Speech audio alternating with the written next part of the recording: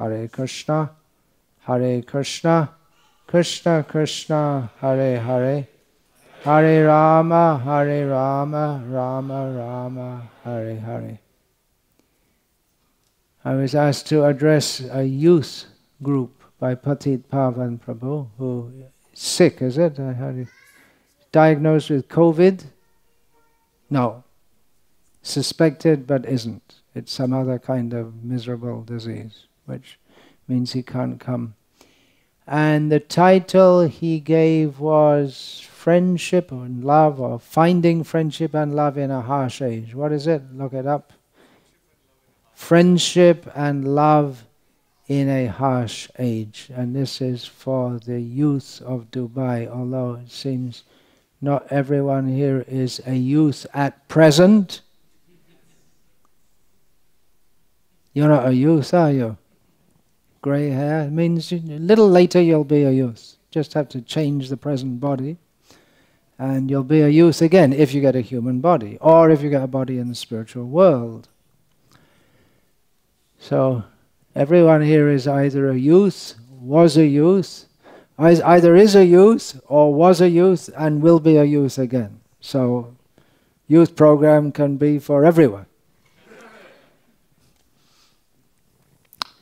And the subject is friendship and love in a harsh age, which suggests that we all want friendship and love, which should seem obvious. It also suggests that it seems to be a difficult thing to find in the present age, maybe especially for the youth of Dubai. That would seem to be the natural, that we have friendship and love. One thing, you might not be my friend or love me if I say this, but please put your damn phone away and just listen. Excuse me for the unparliamentary language. Yeah. If you want to take a photo, please take it later, after the talk. And if you want to make a recording, don't. You can get it on the internet a little later. Okay? So we all want friendship and love, and we would expect to get that. It shouldn't be something that you have to work on. Isn't it? It's something that should be just accepted. There are all these seminars on how to be a success, how to develop your personality, how to so many things, how to communicate better with others, how to be a good public speaker, how to pass your exams, all kind of seminars. But we don't usually, well, maybe there are. Actually, there was a famous book, wasn't there? How to Win Friends and Influence People. Who is that by? Carnegie. Which Carnegie? Dale Carnegie. Right. How to win. You see the title, How to Win Friends and Influence People. The idea is you make friends and you use that to influence people. So it's not really making friends, is it? It's more about influencing people. There's a lot in this harsh age, there's a lot of misleading information about how we care for others. Just like, where was that? I was in an airport. Yeah, we were in there. Was it in some airport or other? The sign, some airline had the sign, "Your safety is our utmost concern." It's not. It's your money is our utmost concern. Everyone knows that. It's not that the company is formed with the idea of your safety in mind. And even if they do have your safety, even if our safety is a high priority, it's because they want to keep the people coming on their airlines, not like SpiceJet. I guess no one wants to fly SpiceJet these days because they keep on having problems, pretty serious problems. Maybe someone did some black magic on them, but technological people don't believe in things like that. How to find friendship. Yeah, even there. How to win friends. It's when was that book written? In 1940s, was it? Anyone know? Look it up on the internet. Your phone's put away, so you can't do that. Huh? Late 1930s. It was already an issue. How to win friends. And already in the title of the book, we can find the clue as to why people need some guidance as how to win friends, because they're thinking of interacting with people in a way that they can influence them for their own ends. And you don't get friends if you're like that. Or a friend means, in that case, a friend means an ally. Or someone who you can pretend to like so that you can manipulate them. But that's not real friend. That's friendship minus love. So when we say friendship and love, real friendship is based on love. And love is not such an easy thing as you might presume from Bollywood, if you waste your life by watching Bollywood films. How do I know about Bollywood? What do? I get up in the middle of the night and secretly watch Bollywood movies. There you go. It's recorded on YouTube now. No, but it's just being in India for all these years, and it's like in the atmosphere almost. So, yeah, love. It's an easy word to say. It comes very easily, or it's just automatic, it would seem, for mothers toward their children. Is that right, mothers? All the mothers? Why do you love your children? There's no answer for that. That is love when there's no answer for why you love. If there's a reason why you love, then it's not love, right?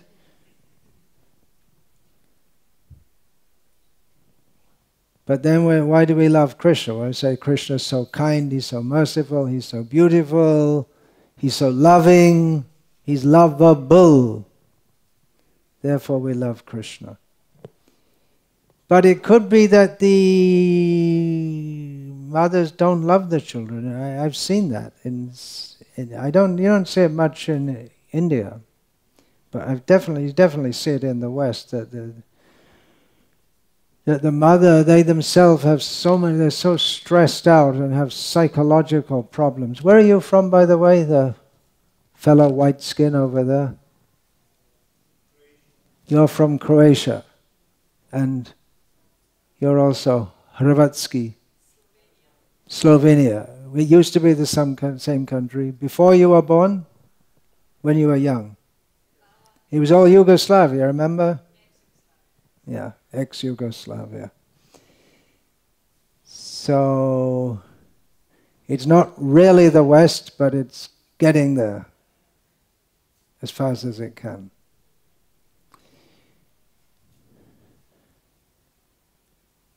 So I see it's very common that in the Western countries, the mothers, themselves,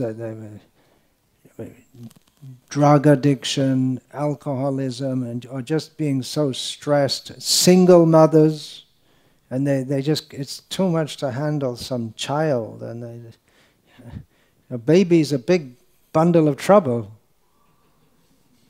isn't it? But you love them. You love that trouble. It comes naturally. It should come naturally.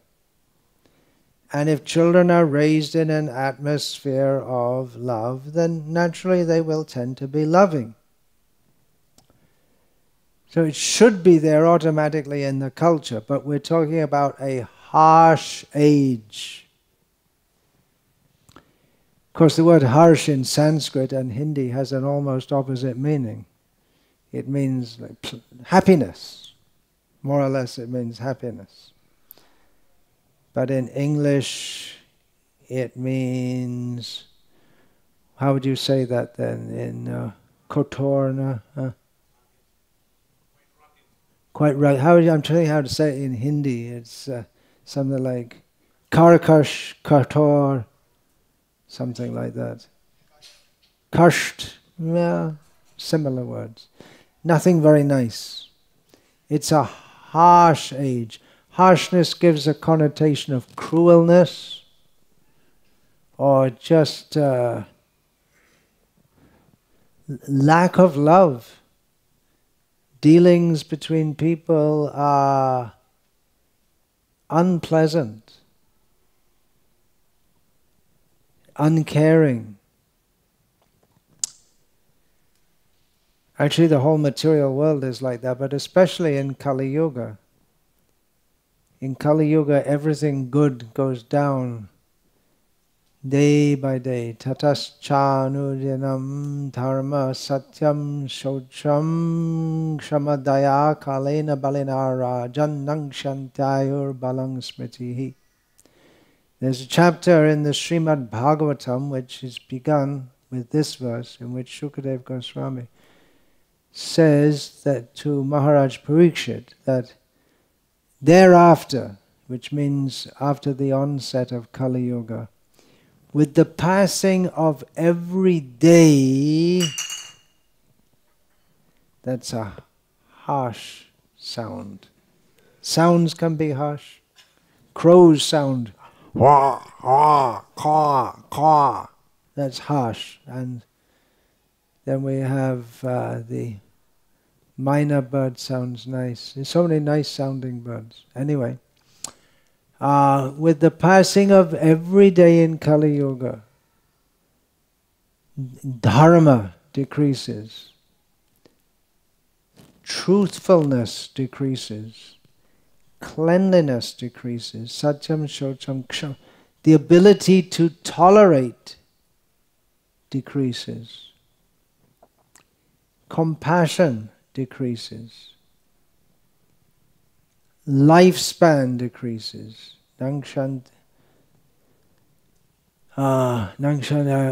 Bodily strength decreases and mental strength decreases. Memory power decreases. So Kali Yuga is an age of harshness. Love on one side, love on the other side, harshness. Harshness, how is that increasing?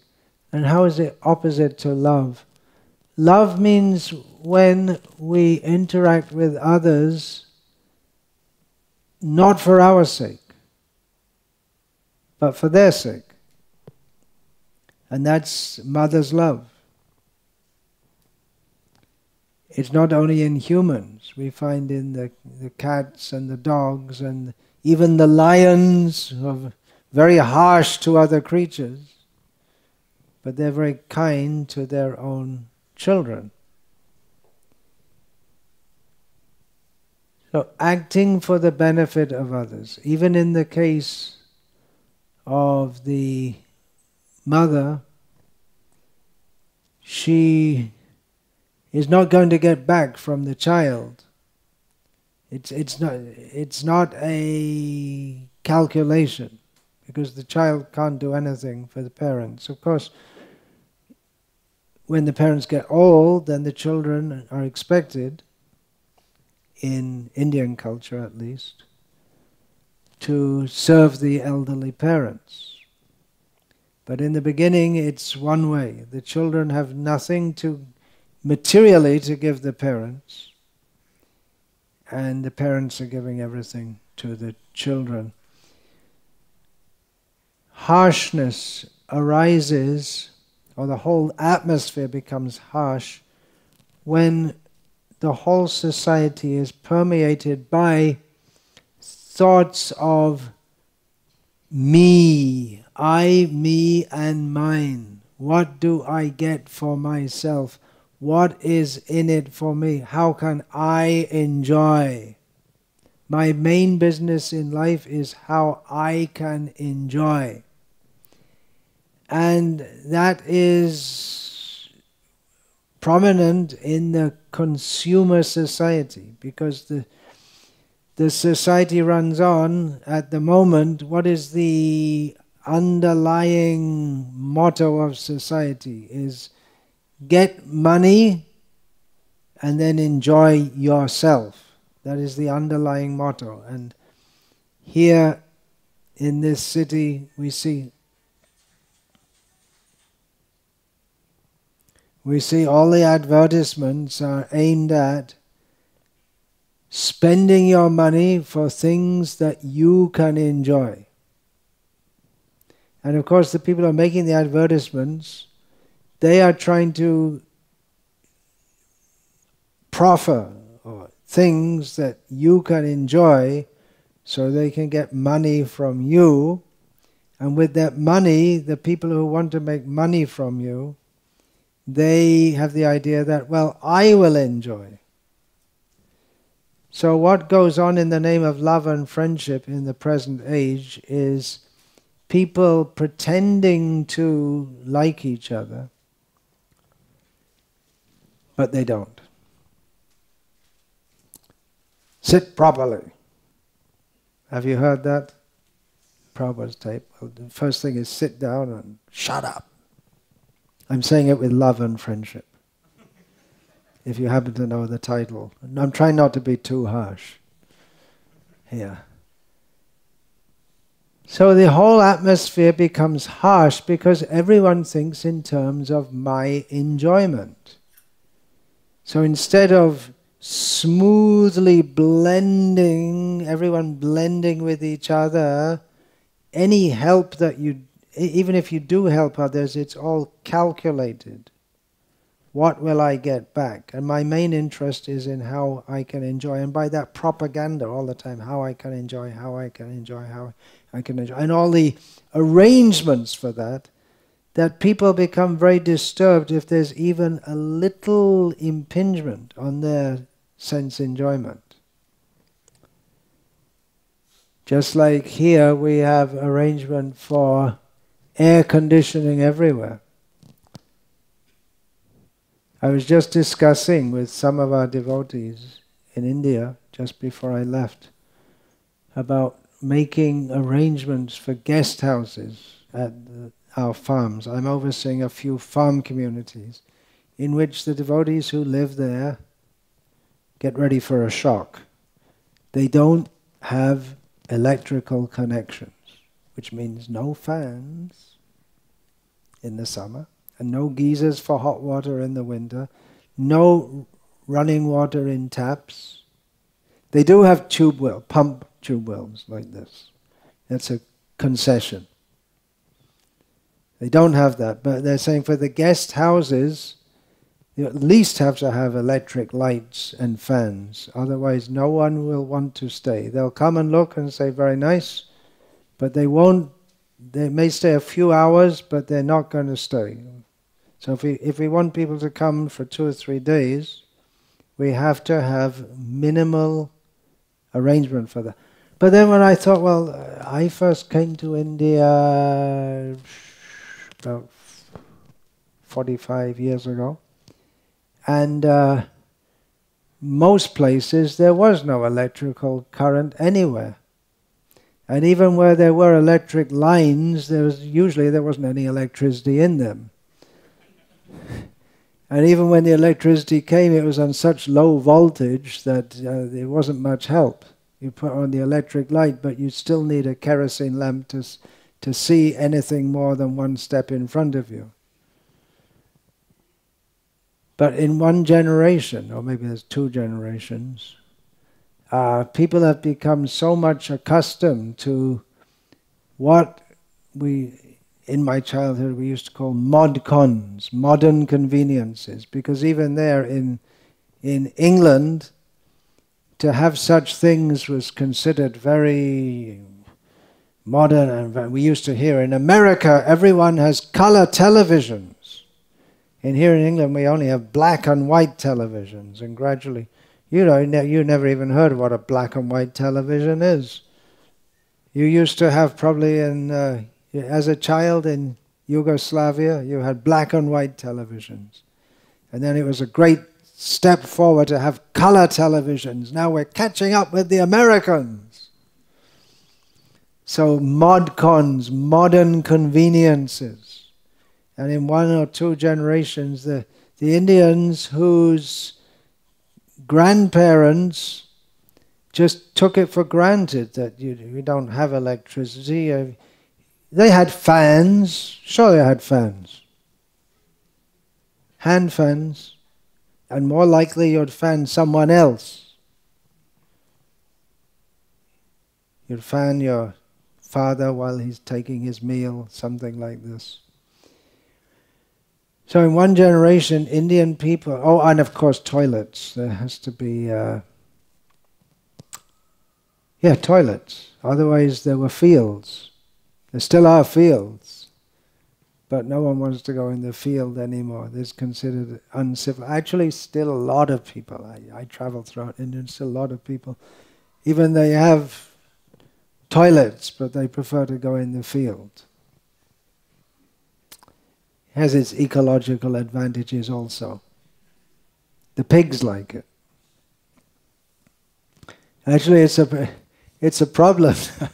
What happened is the people in the villages stopped passing stool in the fields, so the pigs don't get the food, and so the pigs come and eat their crops. So it became a problem.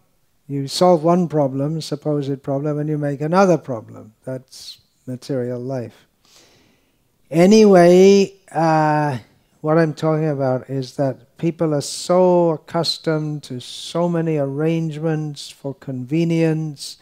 They become very disturbed if there's even a little, the electricity goes off. It doesn't go off here, I don't think. Still in India, many places, it goes off for some time. Srila Prabhupada was in New York City, I think it was 1965, and there was electric blackout for a few hours. And Prabhupada, chanting Hare Krishna, is just like...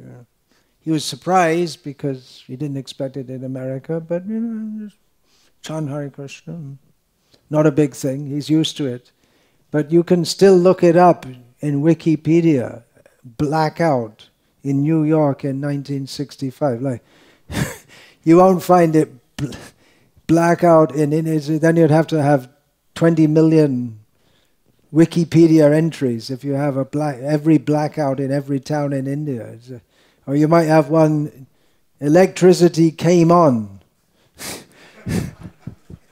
It's unusual. The electricity came on. People get so disturbed by something which shouldn't really be disturbing. So we can see it's a harsh age in which people have very high expectations of enjoyment, which you get through the mass media and these advertisements everywhere. It's like harassment. You're constantly being bombarded with all this. Buy this, do this, go on a skiing in the desert, and all kinds of. It's like all the time trying to grab your attention. So it's another kind of stress, that people are all the time being harassed by all these things, all the things you're supposed to do to make you happy. And a high expectation of happiness, because that's what they show, they show all these happy, good-looking, wealthy people in the advertisements. In the meantime, you're unhappy, not good-looking, not wealthy, and you want to be like that, but you're not. And actually the people who are actually good-looking and wealthy, they're not happy either. That's not just in this age, but that's going on since time immemorial. The myth that you will be happy by having lots of money and having a big position and being famous, but it's just not true. And anyone who thinks about it even a little can understand it's not true. But still it just goes on all over the world since time. It goes on and it'll continue to go on, and it's called Maya, the illusion that we can be happy by material enjoyment. So, in Vedic society, there's a sense of dharma, or in any society throughout the world prior to the modern age, a strong sense of religiosity. Now in Europe, it's intellectuals talk of post-Christian Europe. Have you heard that term? Post-Christian Europe. It means Europe's no longer Christian as it used to be. Slovenia, Croatia still strongly identifies with Catholicism as part of their national identity, but they're not really very religious. Is that right? It's the same in Russia. They're trying to promote the Russian Orthodox Church. They're not really much interested in religion, but it goes well with power.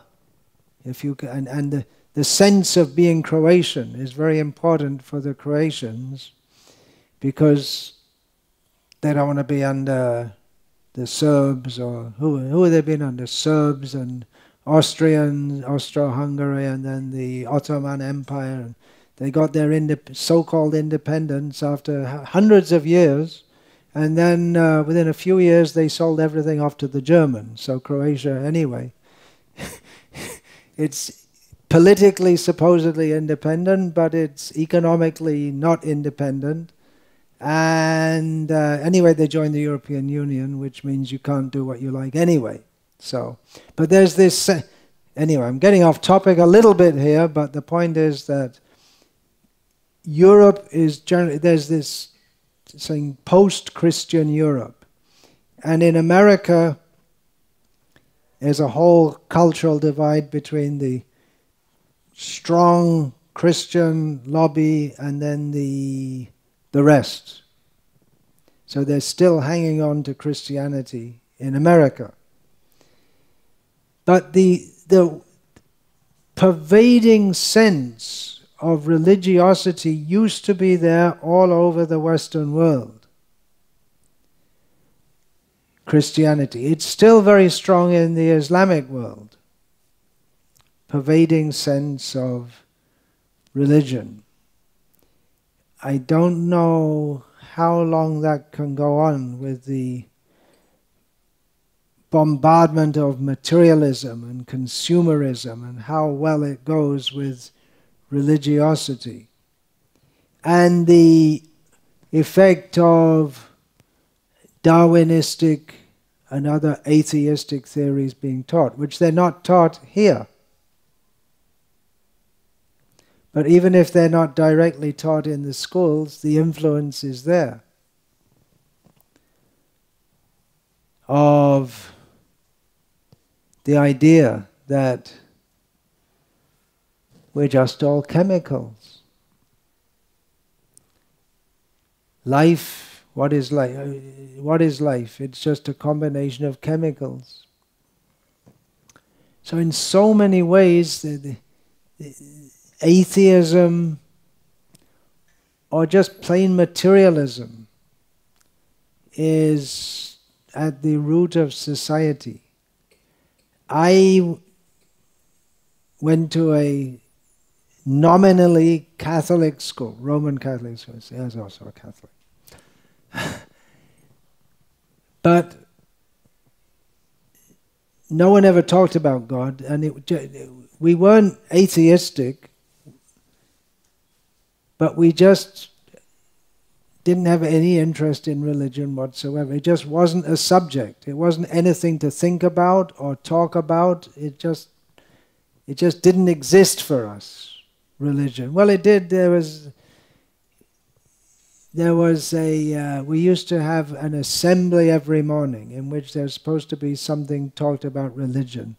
And I must admit, although I sat through hours every morning, you had to sit through it, but I don't remember anything that was said in all those talks, because for us it was just a ritual, and we weren't against religion because it wasn't a significant enough factor in our life that we felt that we had to be against it. Do you get what I'm going to get at? It was just a non-subject, Just like how many of you are interested in the latest research into mollusks on the surface of or the bottom of the sea in the English Channel? How often do you discuss that? It's just not a topic of any interest. I don't even know if there are any mollusks on the bottom of the English Channel, but whether they are or not, it's just not a subject of discussion. And it's just nothing of interest. So we live in an age which is, whether we are aware of it or not, it is strongly influenced by atheism. And although there is a strong movement to promote atheism, that kind of atheism is going on, even among people who are nominally religious. They may identify as Christians or Muslims or Hindus or whatever, but if we really believe there's God, then we'd be a lot more serious about it than we actually are. And we wouldn't be very interested in making lots of money and getting a prestigious position and enjoying ourselves with skiing in the desert and ice creams and whatever the latest thing is on Netflix, and it just wouldn't appeal to us because it's just all insignificant in relation to our relationship with God. So we live in an age which is forgetting God because friendship and love ultimately comes from God, the Supreme Person. Friendship and love means personal interaction. That should be obvious, isn't it? Should be obvious. But there are people who talk about love, love, love. It's just some idea, love. But actually, yes, I have this feeling of love for everybody. But real love means interacting with people. And it's not all just smiling, and it's a lot of hard work. Literally, family life, you can talk about love, but what is actually there is a lot of hard work, a lot of commitment, a lot of sacrifice, and that's where the love comes from.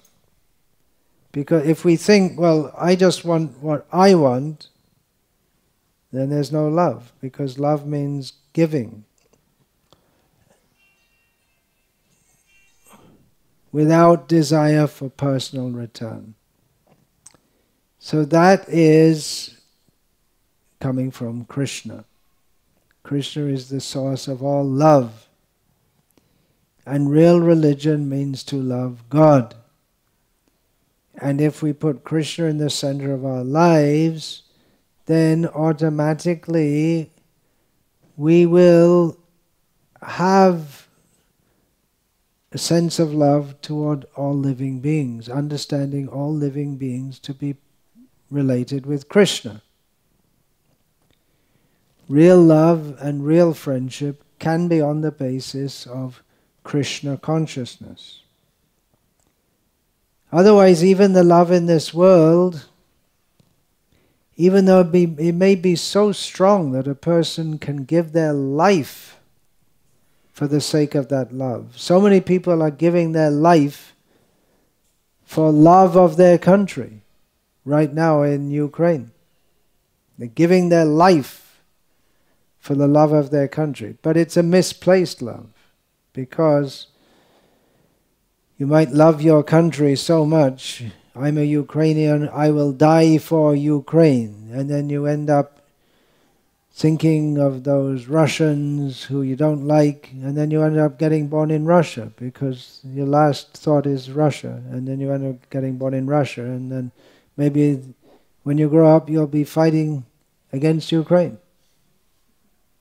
Same thing, India, Pakistan. Someone's fighting for India thinking, oh, he's dying, some Pakistani terrorist or whatever shot him, he's dying thinking how he's hates the Pakistanis, then he'll get born in Pakistan, because yang vapis ran bhavam tyajante kalevaram. You're nodding your head. Do you know this verse? Say the rest. Tadad, tat tad. Anyone? Tam tam evaiti kontaya sada tad bhava bhavitaha. Whatever we think of at the time of death, that shapes our next life. So even friendship and love may be very developed in this world to the extent that we can give our life for others, for the sake of our country. Or the mother gives her time, attention, and all her own personal happiness for the sake of the child. But it doesn't last, because mrityu sarva haraschaham, everything is taken away by death. And even I was talking about, I've seen women in the Western world who they just can't handle their children, and they scold their children a lot, and then the child is crying and bewildered because they're looking for love, but all they get from the mother is harshness.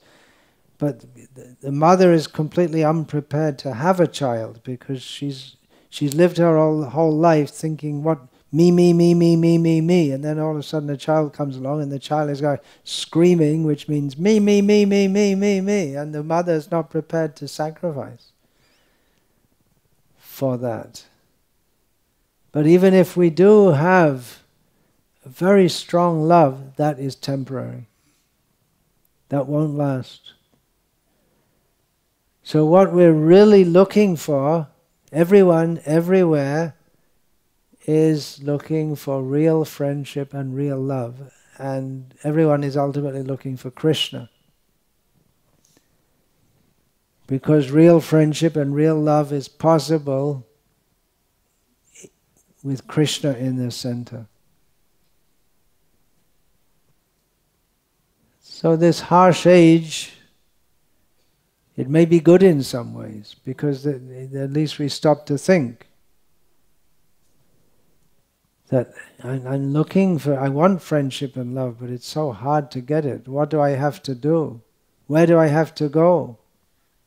What adjustment do I have to make? And the ultimate answer is we have to come to Krishna.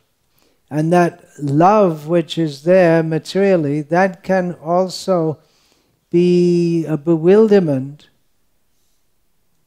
because we think it's all in all. If people are living relatively happily in a not very harsh environment,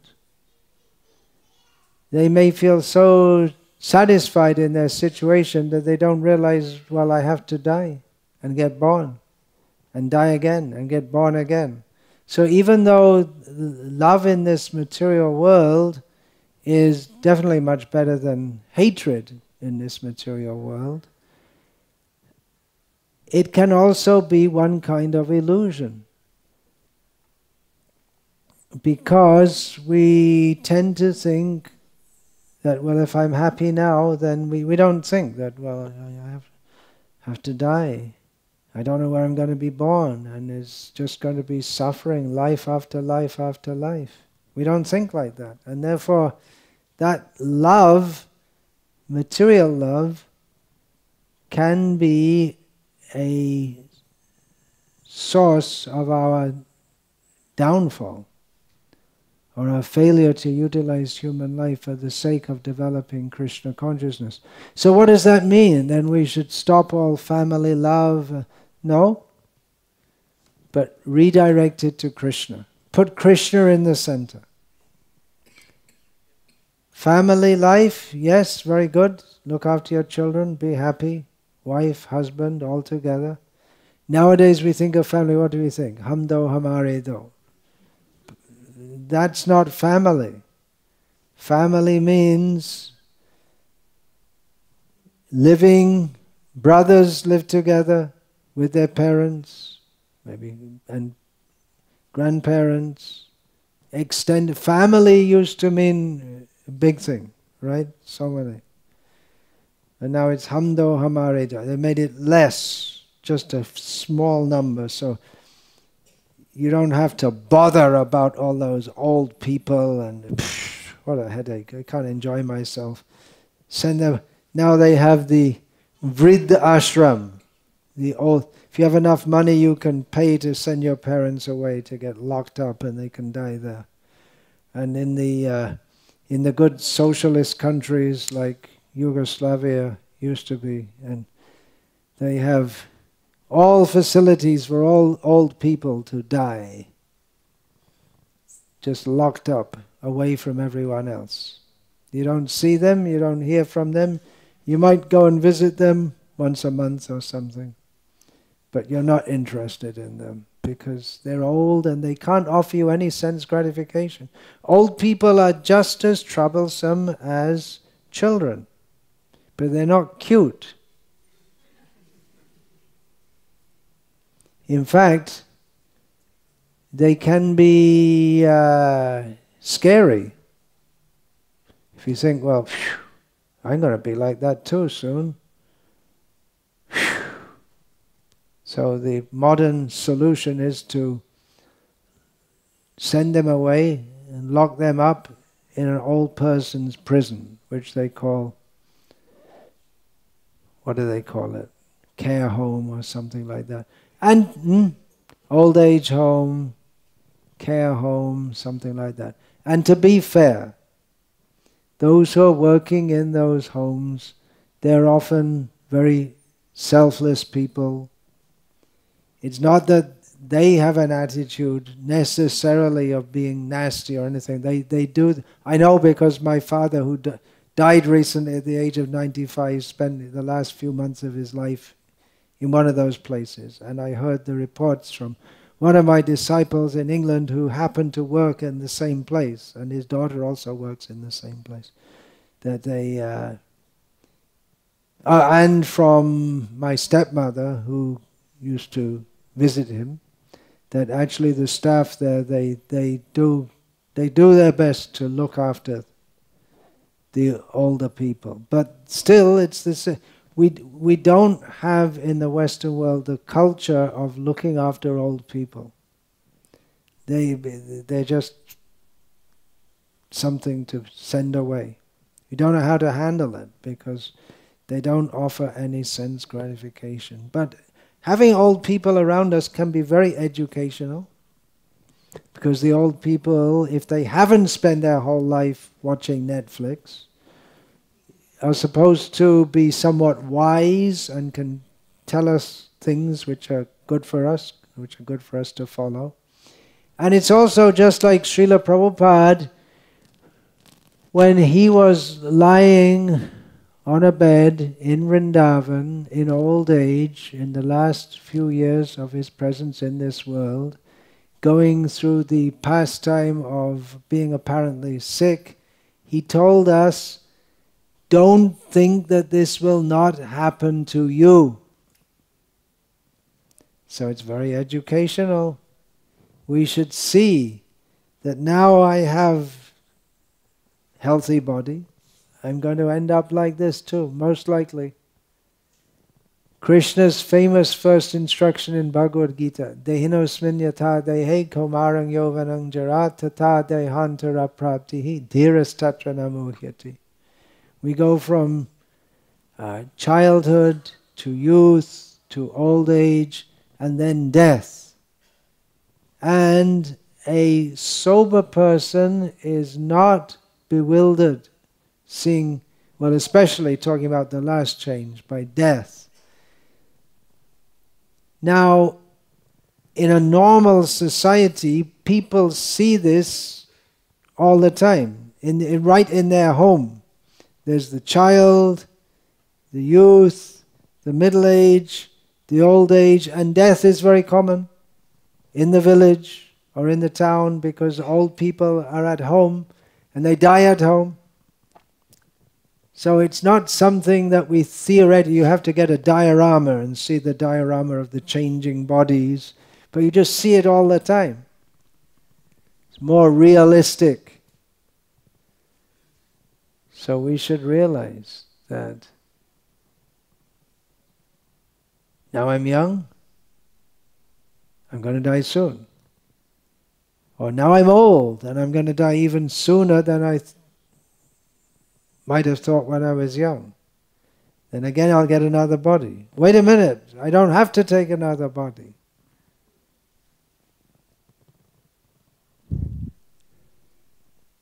It's a sad situation where we have to think, we have to have talks about how we can get friendship and love. Sad situation. But this much we should know, that friendship and love can properly develop on the basis of that which is eternal friendship and love. Nasato vidyate bhavo, na bhavo vidyate sataha. That which is eternal. The body won't stay. The soul is eternal. So let us develop relationships on the basis of Krishna consciousness. Otherwise, trying to get friendship and love on the basis of some psychological adjustment. I speak to you like this, I praise you, and then you like it, and then you praise me.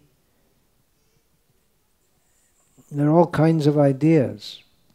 Because people don't have a sense of dharma, they have to make up or imagine how they can live peacefully in this world. Just like there's this idea, well, everything's okay and you just tolerate everything and everyone, and if you want to believe in abortion, that's okay, and if you don't want to, that's okay, and it's your business, it's not my business. So that sounds like a good formula for getting on in the world, doesn't it, right? Whatever you believe, whatever you like, you believe it, and that's okay, and I'll believe what I like, and I won't bother you, and you won't bother me. But there's a problem there, just using the case of abortion, because abortion is highly sinful, and it's not being friendly to others to pretend that it's not highly sinful. Now in modern India, people don't think it's highly sinful. They used to think it's highly sinful, but by manipulation of people's thought processes, the idea that abortion is not only okay, but it's a good thing for keeping the population down. That's completely the... So we may think, well, just if they believe in abortion and they want to send their wife for an abortion, well, it's okay. Why should I bother? This creates an atmosphere of sinfulness.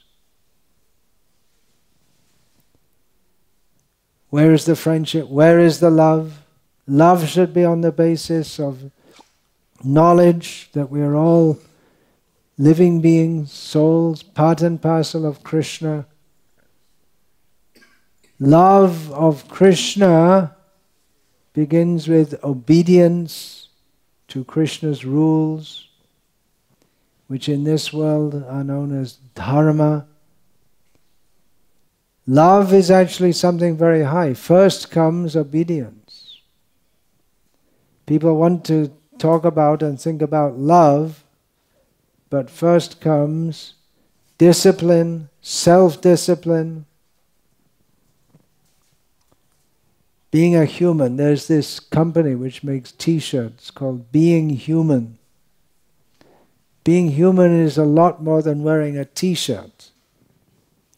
It's really a lot of hard work, especially in the modern age in which the whole atmosphere is to make people like animals, simply interested in their senses. To be a human means to rise above that platform of sensuality. So really this Krishna consciousness movement is teaching people first, we're talking about love of God, which is a very high platform. But the beginning is just at least to be a human being. Civilized human being means there's no meat eating, no illicit sex.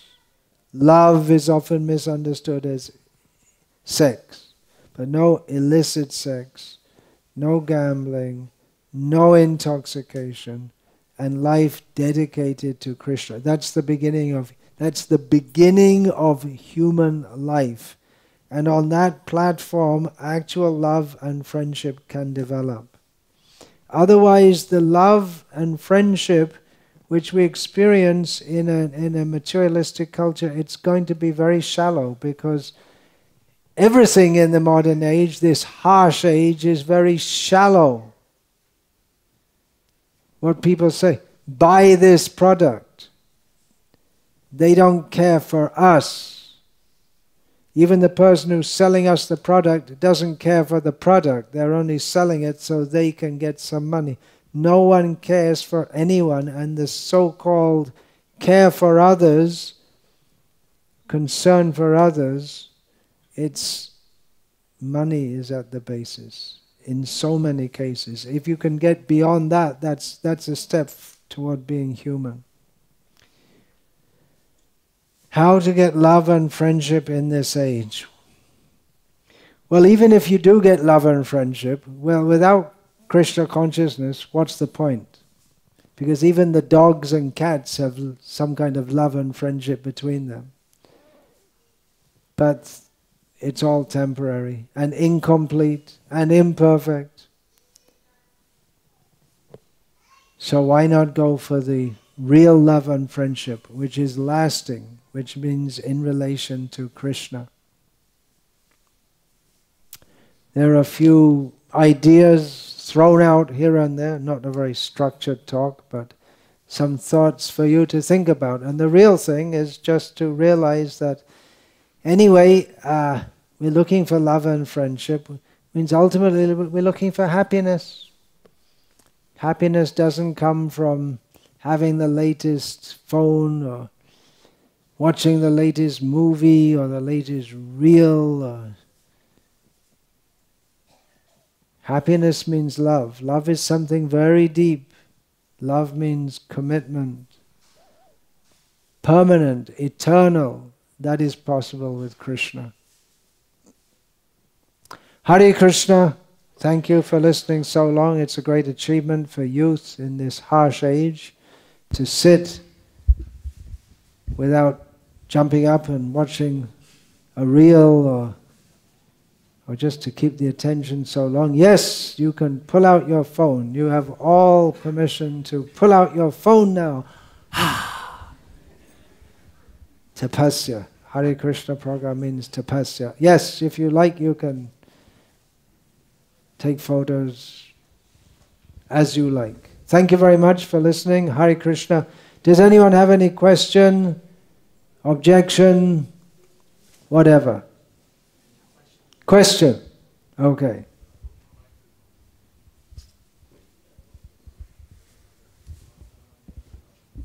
Hare Krishna Maharaj, thank you so much for those profound insights on friendship and love in this harsh age.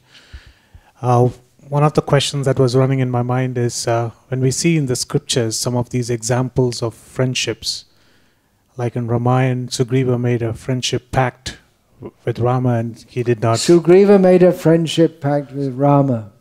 It was on the basis of what Sugriva could get. Is that where your question is coming from? Yeah, was it more of a political ally? Yeah, it was a political ally, but the fact is that Ram, who is Ram?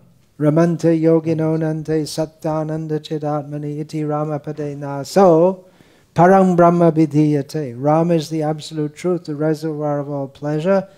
And if we approach Ram even for materialistic purpose, then our pure love for him can develop, as indicated in Bhagavad Gita. Chatur vidha bhajante mang jana sukrishna arjuna artho jignasur artarti gyani cha bharatarshaba. 4 kinds of people approach me, says Krishna.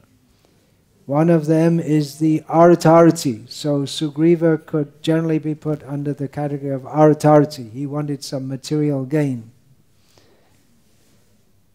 But he got Ram.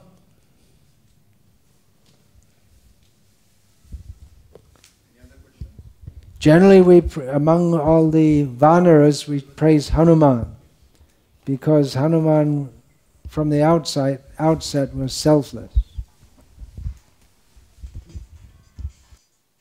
I said that about the phone too early because we're having the question and answer session now. Hare Krishna Maharaj, please accept my humble obeisances at your lotus feet. Thank you for the wonderful class. Maharaj, just had a query that when we discuss about love and friendship, that can be applicable to a greater extent in devotee association. But what about when we go outside and deal with the outside people? We show that love and affection, but like how much can we show? Because they are ready to exploit us. Yeah, so how much? Be careful. Be very careful. So how much to show that like we should show to them or... 21.37 recurring percent. How can you say exactly? In dealing with materialistic people, we should deal with them in a manner that is polite and friendly, and as far as is practical, in a manner that may help them come to Krishna. But you can't always do that. Just like if you go in a shop, just yesterday, what did we buy in the shop yesterday? Was it yesterday? We bought two things. One thing was shoe insoles. What was the other thing? A bag. And we bought a watch. That was the day before. I went shopping in Dubai. So yeah, you interact with the people in the shop, but there's nothing much there. And it's all stereotyped interactions. They don't want you to be very friendly. It's just not part of the way you. It's just not part of the way you deal with people. So it's all very formal. You might as well deal with a robot, and maybe in 5 years it will be a robot that you deal with in the shop. Thank you, Maharaj. Thank you, Maharaj. But what the point I said is you can't exactly explain, but we try to interact with others in such a way that we don't get entangled, and if possible we can give them something of Krishna consciousness also. Dressing in Vaishnava dress is very helpful. It's maybe not so practical in this country, but in most countries of the world it is quite possible to go around dressed in Vaishnava dress, and then people say to you, oh, you're a Buddhist, mostly. Or if you're in Gujarat or here just now at the bottom of the lift, someone said, Swami Narayana. So then we say, Hare Krishna. Hare Krishna. So you get an opportunity to say, Hare Krishna. Hare Krishna. Thank you, Maharaj. Thank you for... So basically we can deal in a modest possible way, humble way, and go ahead with our life. Humble, yeah, but not so that you're going to be, as you use the word, exploited. Yeah. You have to be a little... Intelligent.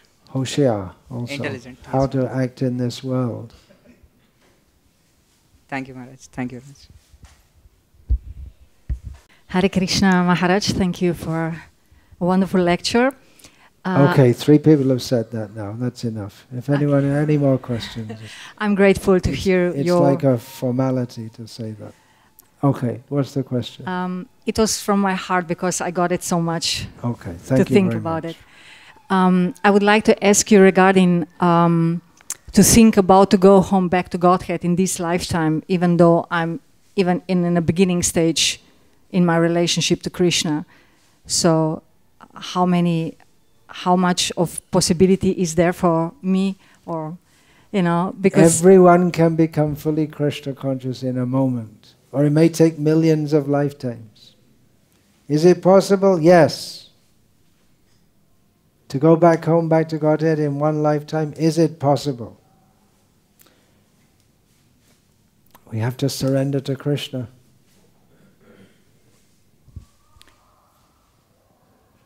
But at least make a start. And do the very best we can. Do the very best we can.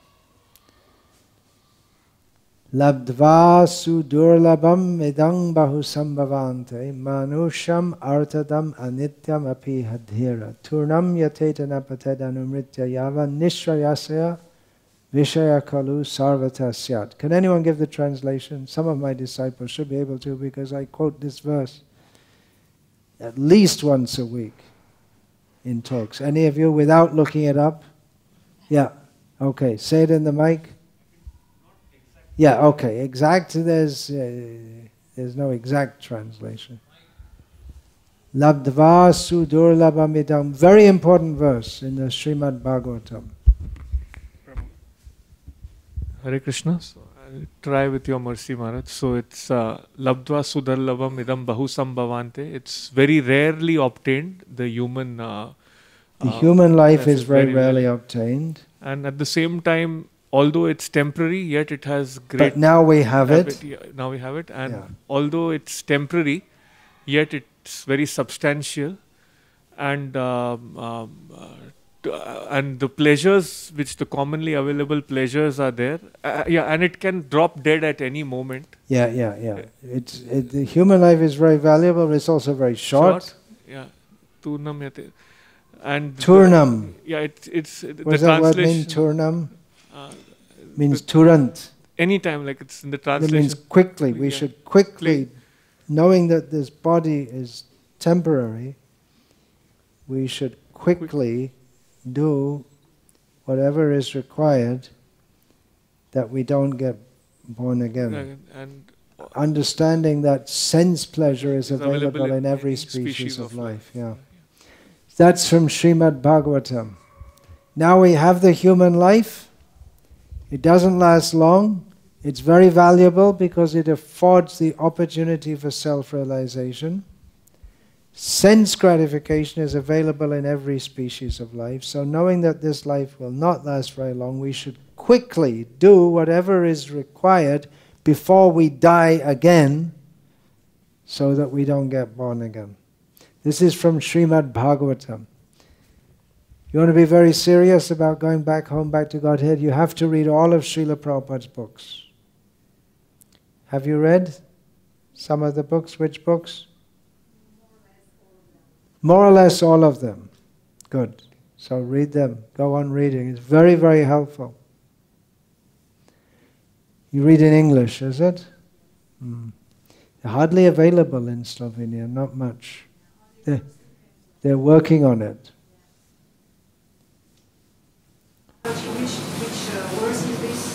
I don't know exactly, you can look it up. It's in the 11th canto somewhere. It's in Krishna's teachings. Krishna's teachings to it's in Krishna's teachings to Uddhava. In the 11th canto. If you like, you could be in touch with Ananta Sarovara Mataji. She's in the translation team also. And she's Slovenian devotee for many years. She's my god sister. She's your god sister, so all right, you know her very well.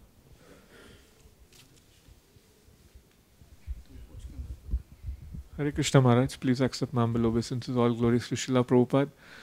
Maharaj, like you mentioned in the class, the real friendship and love exists with Krishna, and we focus our attention on it rather than the temporary material friendship and love, even if we get it. But personally, I have a small doubt, Maharaj. In process, it's not so, in the sense, like, if there's a friend, you can just pick the phone and call him.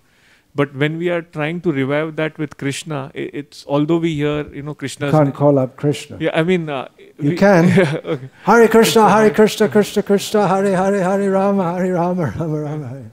We're waiting for him to pick it up. He's picking it up. He's hearing. Yes, Maharaj. Yeah. Friendship with devotees. Right. Okay.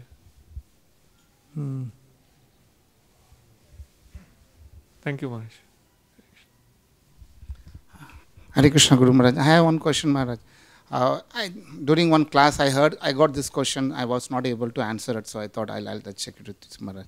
Actually, the people who died on a road accident, like how their soul leave this body, like the Yamaduta comes or the Vishnu. How does it leave the body? How did it leave the body?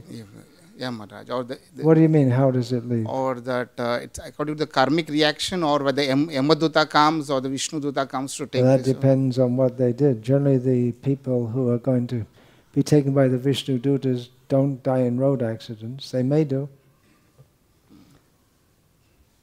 Generally, they'll be dragged out by the Yamadutas. It's not something we want to talk about too much after sunset, but those who die sudden, violent deaths usually hang around in subtle bodies. Enough said for now. Thank you.